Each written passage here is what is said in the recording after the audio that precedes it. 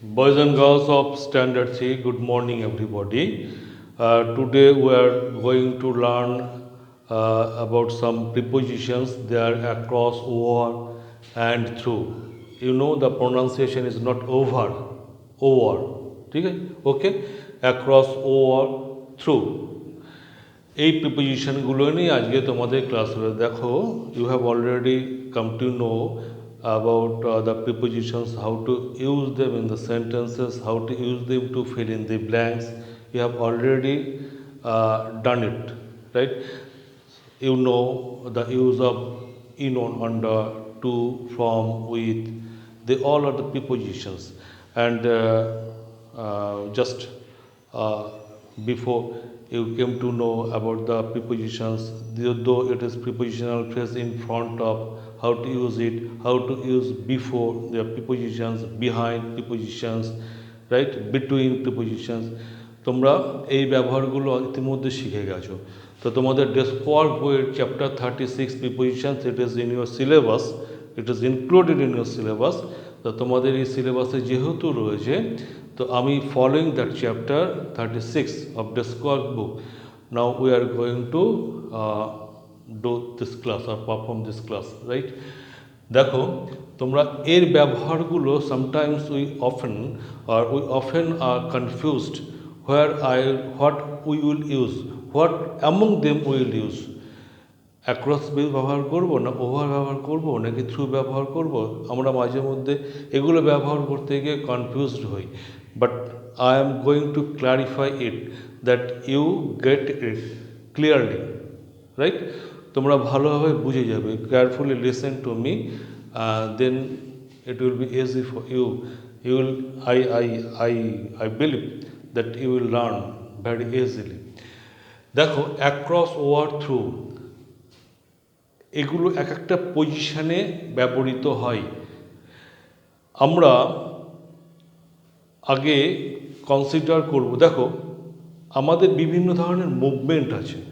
Movement means আমাদের এক জায়গা থেকে আর এক জায়গায় যে যাওয়া আসা, এইটাকে বোঝাতে যে শব্দগুলো ব্যবহার করা হয়, they all are verbs doing actions and they all are to mean movements. আবার মুভমেন্ট বোঝায় না, আমি এখান থেকে ওখানে যাচ্ছি, আমরা এক জায়গা থেকে আর এক জায়গায় যাওয়া মানে that is our movement, right? তো to mean our movement we use the words like, you know, go, walk, come, run, fly, swim, drive, sail, etc. They all are to mean the movements. সেই জন্য আমরা এগুলো ব্যবহার করি না, আমাদের মুভমেন্টটাকে বোঝানোর জন্য। তো দেখো, আমরা যখন এই ওয়ার্ডগুলো দিয়ে আমাদের মুভমেন্ট বোঝাই, এবারে আমরা কোথা দিয়ে যাচ্ছি, এই একটা প্রশ্ন আমাদের সামনে আসে। যখনই আসে আমরা অনেক সময় কনফিউজ হয়ে থাকেন, আমরা কোন প্রিপোজিশন ব্যবহার করব। You know that what are the prepositions. If you break preposition, pre means পূর্বে, পজিশন মিন্স অবস্থান, যার অবস্থান পূর্বে, but of what or before what? Before noun. The word we use or we put the word before noun, they are prepositions. In a sentence, prepositions are used to make a link with the words before whom, before which the preposition is sitting with the other words of the sentences. বাক্যের অন্য শব্দগুলোর সঙ্গে সম্পর্কটা কি, সম্পর্ক তৈরি করবার জন্য কোন শব্দের সঙ্গে যে শব্দের পূর্বে প্রিপোজিশন বসছে, বা যে প্রিপোজিশনের পরে যে শব্দটি বসছে, সেই শব্দের সঙ্গে বাক্যের অন্য বাকি শব্দগুলোর মধ্যে সম্পর্ক কি বা সম্পর্ক স্থাপন করবার জন্যই আমাদের প্রিপোজিশন ব্যবহার করা হয়। Preposition means preposition, that means its position always will be before the word, that is noun. নাউনের পূর্বে এই শব্দটা বসে। তো তোমরা তো ইতিমধ্যে অনেক প্রিপোজিশনের ব্যবহার তোমরা শিখেছো, but as we are going to touch or going to learn following the chapter 36 of your desk work book, তো তোমাদের এগুলো আগে ভালো করে জানতে হবে। এটা ক্লারিফাই না হলে you will never be able to use across over through, ব্যবহার করতে পারবে না। ঠিক আছে, most of us often to mistakes to use them, right? But if you carefully listen this class, then you will never do this kind of mistakes, I am sure. দেখো আমরা আগে consider করব, দেখো এগুলো সব মুভমেন্ট ওয়ার্ড বোঝায়, তাই না? এগুলো this words are used to mean movement, কিন্তু here to use across over or through, to use across, over and through, the movement is not the crucial thing. The crucial thing is, the important thing is, before which or before which noun, before what noun, or the noun after the preposition, what is that, what are they, you have to consider them. তোমাকে আগে দেখতে হবে কোন নাউনের পূর্বে এই প্রিপোজিশনগুলো বসবে। তুমি যদি সেটাকে ঠিকমতো কনসিডার করতে পারো, তাহলে তুমি অ্যাক্রস, ওভার, থ্রু এটাকে ঠিকভাবে ব্যবহার করতে পারবে। বোঝা গেছে? এইবারে আমি তোমাদেরকে সহজে একটা ফর্মুলা দিচ্ছি। দেখো আমাদের ভেরিয়াস কাইন্ডস অফ পজিশন আছে। একটা হচ্ছে ফ্ল্যাট এরিয়া। আমি তার আগে তোমাদের কিছু অন্য পিকচার ড্র করি। Suppose it is a road, suppose it is a road,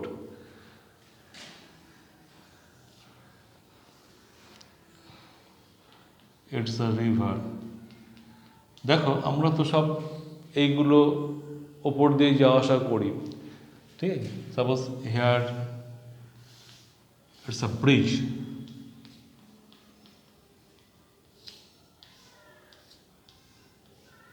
suppose it's a bridge, okay? Suppose it is a field, suppose it's a courtyard, okay? Bridge, courtyard. Suppose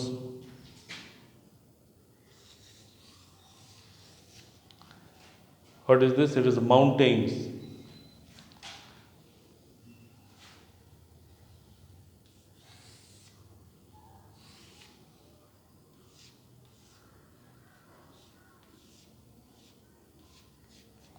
What is this?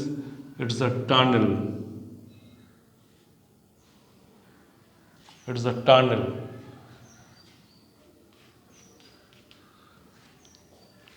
So this kind of passage, there we have that through which or on which or over which or across which we can move. We can make our way. Even in the air. Air means birds flew where? Birds flew in the air, right? And flew over our head. Birds fly over our head. And aeroplane flies over our head, right? তো এইরকম that is in the air, position in the air, এটা বোঝায়। তো আমাদের in word আমি তোমাদেরকে বলতে পারি, দেখো তোমরা কি কনসিডার করবে এই অ্যাক্রস, ওভার আর থ্রু ব্যবহার করতে গিয়ে। তোমরা প্রথমে দেখবে এটা কি কোনো ফ্ল্যাট এরিয়া, আমার মুভমেন্টটা কি কোনো ফ্ল্যাট এরিয়া দিয়ে হচ্ছে নাকি ওয়াটার দিয়ে হচ্ছে, ফ্ল্যাট এরিয়া অথবা water. Next, high up position, that is the position is in the air, or higher than the flat area, or the higher than the flat area. Bridge is higher than the flat area, it is in higher position. Mountain it is higher, it is a higher position, it is in higher position than flat area, right? It is the higher position mountains. তো এই রকম যে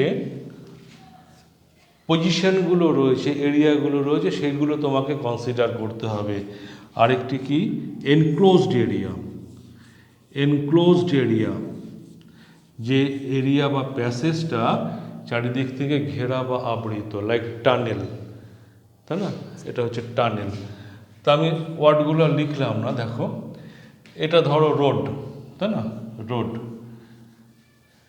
এটা ধরো river, এটা river, এটা ঠিক আছে, ব্রিজ। আচ্ছা, আমি আর ওই ওয়ার্ডগুলো লিখছি না। তাহলে এই ধরনের এরিয়া দিয়ে আমাদের মুভমেন্ট হতে পারে, ঠিক আছে। তো তোমাকে কনসিডার করতে হবে কোন, তুমি কনসিডার করবে না যে মুভমেন্টটা কী ধরনের, কনসিডার করবে কোন মাধ্যম দিয়ে তুমি পাস হচ্ছ, কনসিডার করবে যে কোন এরিয়াটা তুমি পাস হচ্ছ, তোমার মুভমেন্ট কোন এরিয়া দিয়ে হচ্ছে, সেইটাকে ফলো করলেই, অর্থাৎ কোন নাউনের পূর্বে তোমার এই অ্যাক্রস ওভার থ্রুটা বসবে, সেটা কনসিডার করলেই তুমি প্রপারলি অ্যাক্রস ওভার থ্রু এটা ব্যবহার করতে পারো।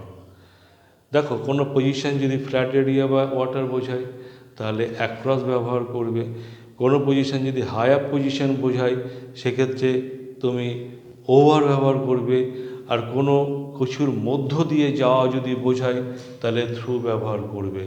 এরকম ওয়ার্ডগুলো তোমাকে আগে চিনতে হবে যে এই ওয়ার্ডগুলো থাকলে পরে, যদি এই ওয়ার্ডটা আমার মুভমেন্টের ওয়ে হয় তাহলে পরে এই প্রিপোজিশনটা বসবে।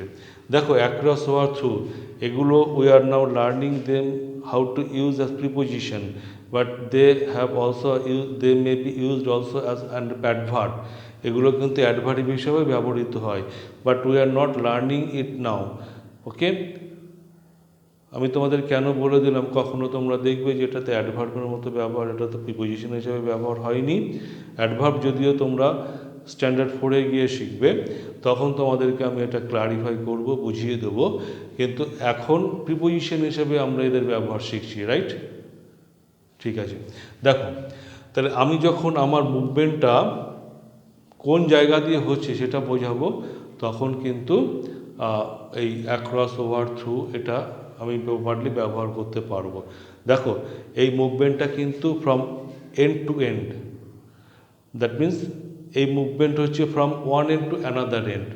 এই মুভমেন্টটা কিন্তু একদিক থেকে আর এক দিকে যাওয়া, সবসময়ের জন্য একদিক থেকে আরেক দিকে পাস হওয়া, এটা কিন্তু বোঝাবে। এই মুভমেন্টটা কিন্তু হবে from one end to another end. সেই ক্ষেত্রে আমাদের অ্যাক্রস ওভার থ্রু এই প্রিপোজিশনগুলো ব্যবহার হয়। এগুলো কিন্তু বরাবর যাওয়া বোঝায় এরকম না। যেমন রাস্তা দিয়ে যাওয়া যখন বোঝায়, মানে রাস্তা ধরে যাওয়া, তোমরা অ্যালংয়ের ব্যবহার দেখেছো, তখন কিন্তু রাস্তা বরাবর বা রাস্তা দিয়ে যাওয়া, we are going along the road, আমরা রাস্তা দিয়ে যাচ্ছি, ঠিক আছে। কিন্তু আমরা যখন এপাশ থেকে ওপাশে যাচ্ছি, এক এন্ড থেকে আর এক এন্ডে যাচ্ছি, তখন কিন্তু অ্যাক্রস, তো তখন কিন্তু এইগুলো ব্যবহার হবে।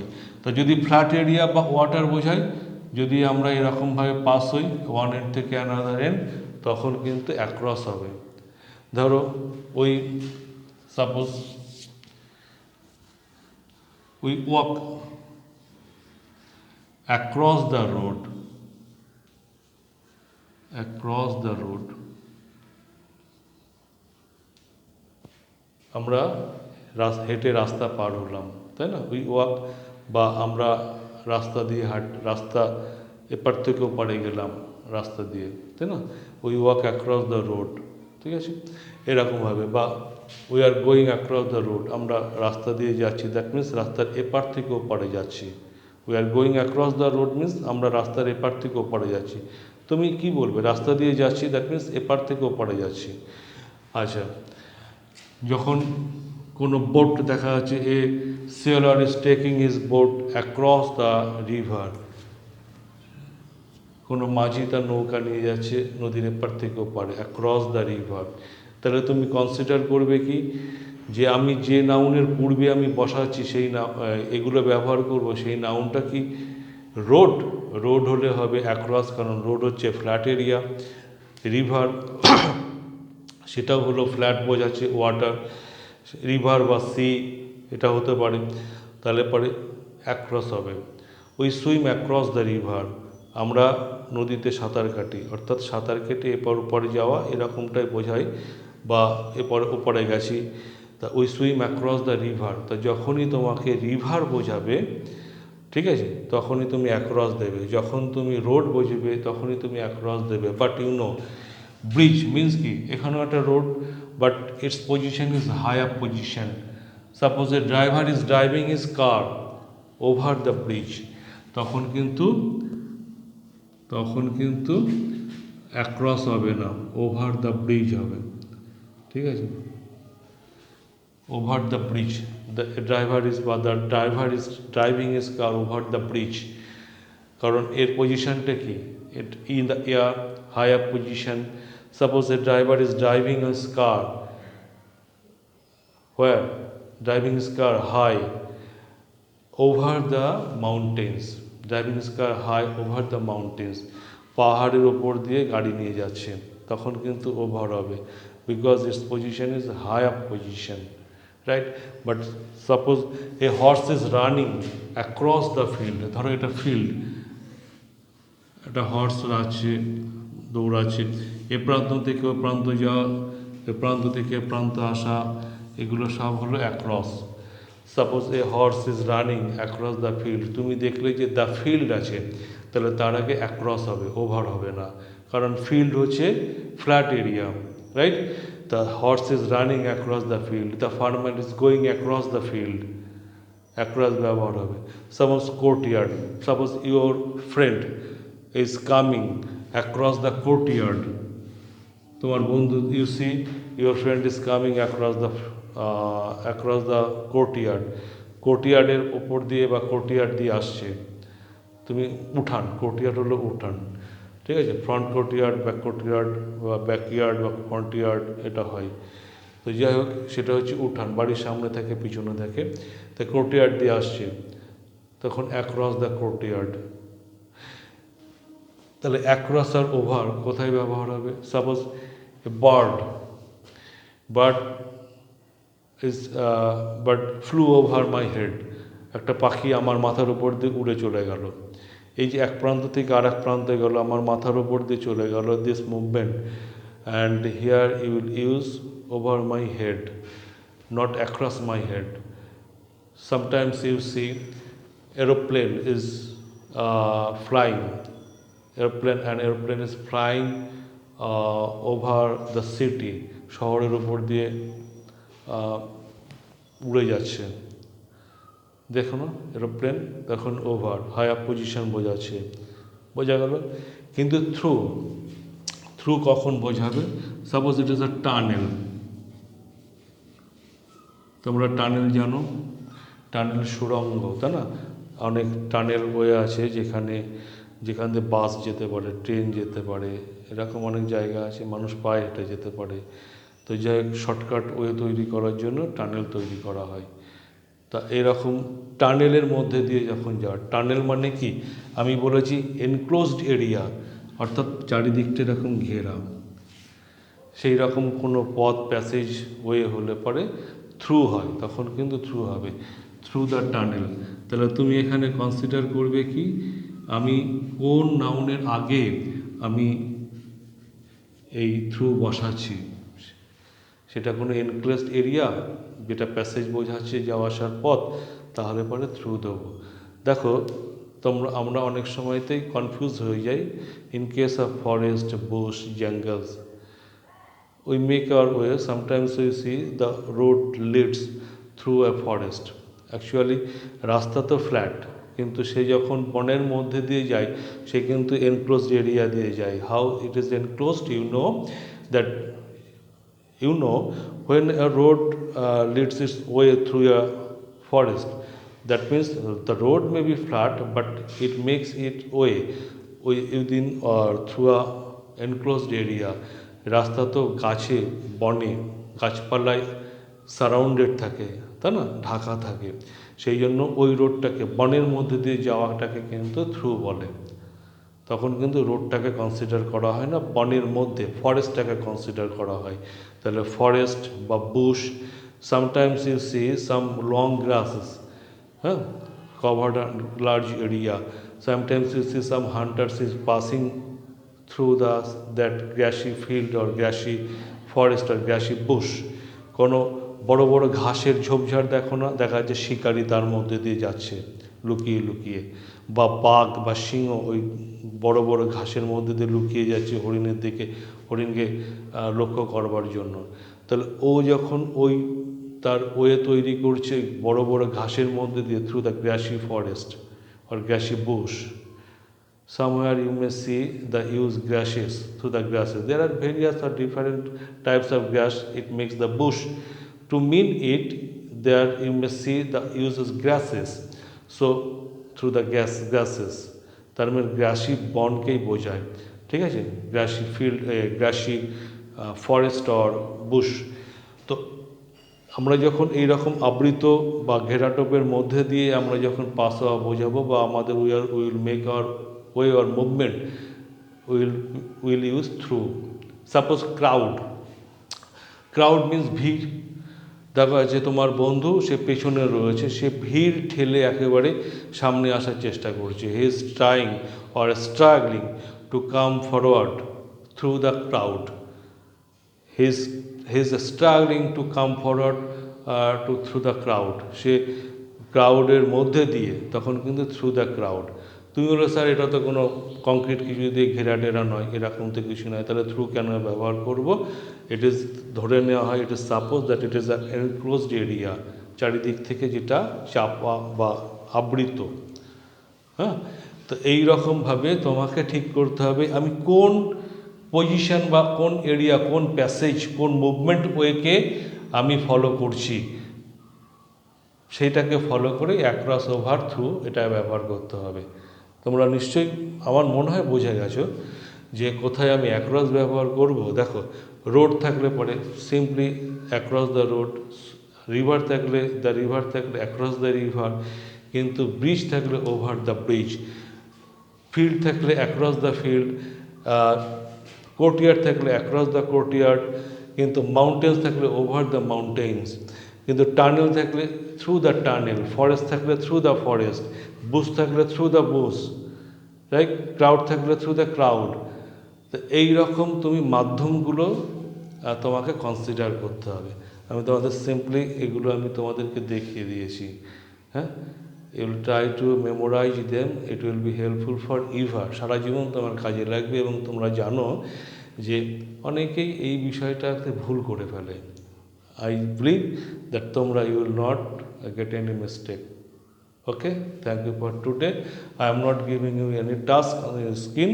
You will follow it and try to memorize it, just it. And frequently you will watch it in YouTube link. Thank you for today.